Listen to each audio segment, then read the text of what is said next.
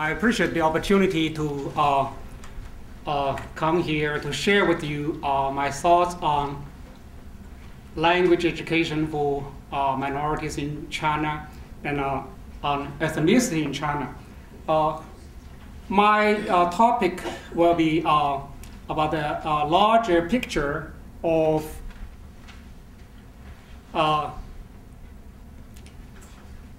minority language education in China. Within this picture, we'll see how we can understand specifically about mother tongue education for Tibetans.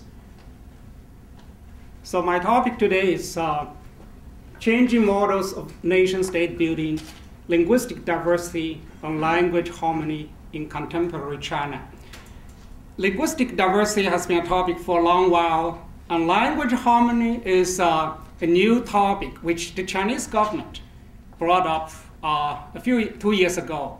In November 2007, the Ministry of Education and the State Commission on Ethnic Affairs had an international symposium in Beijing focusing on language harmony. So I think that's something very interesting, and we want to look into this.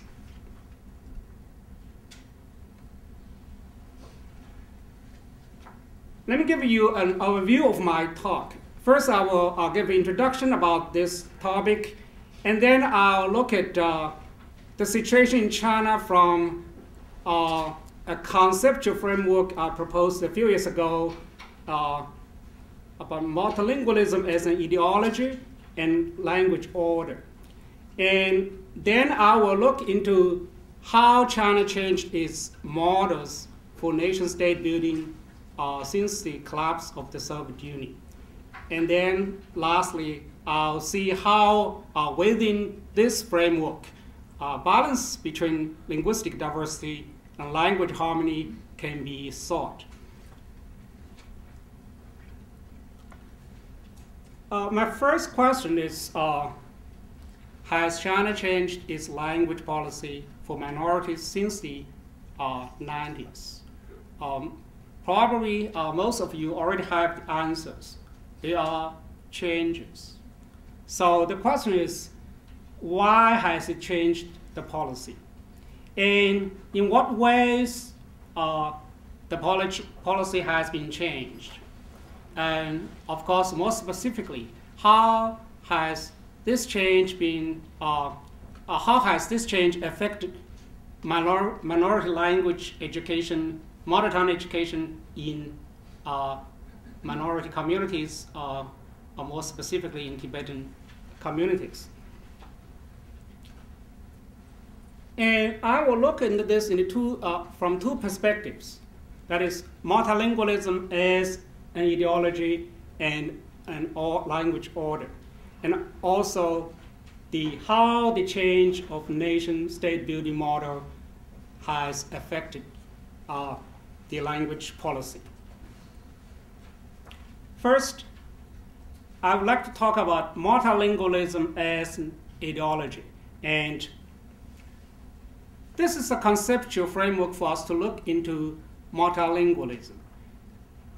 Almost all the societies in today's world are actually multilingual. Monolingual societies are, I think, to a large extent, a myth. So if you look into the situation here in New York City, or any cities in the US, even small towns, you'll find actually the society to some extent is bilingual or multilingual. In the past, people most look into multilingualism as a reality, as linguistic ability, or as language proficiency. So actually, when we talk about multilingualism, it's more than that. So first, there's some ideology when we talk about multilingualism. And second, in any multilingual society, actually, the relationship between languages are ordered. So that's so So when I say multilingualism actually is a language ideology. Here, ideology, when I define ideology, I follow the Marxist tradition.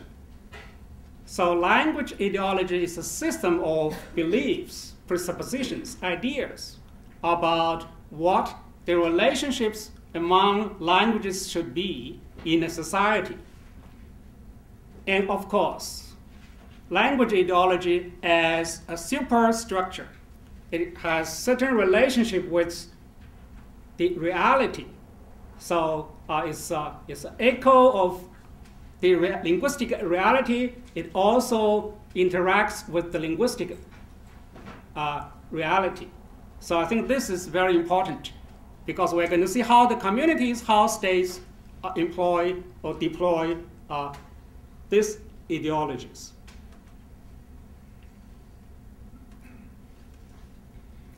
So generally speaking, I think there are two conflict types of ideologies about multilingualism or about monolingualism.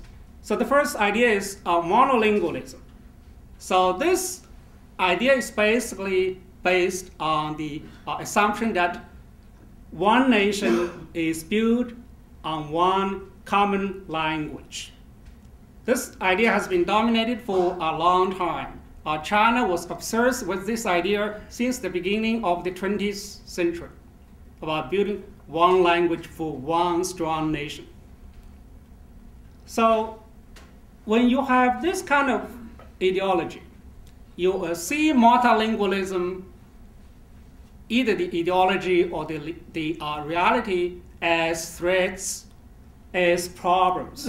So language planning for a long time has been try to find solutions to solve these multilingual problems.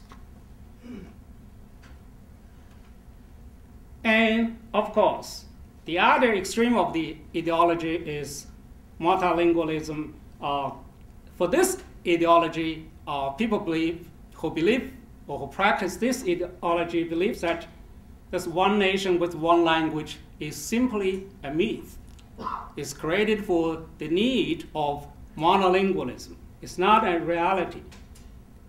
And more importantly, this ideology believes that multilingualism as a social reality is about rights for the native speakers, and it's also about resources. So multilingualism actually are resources for the native communities, and more importantly, which many states don't realize, they're also resources for the states. But that's very important.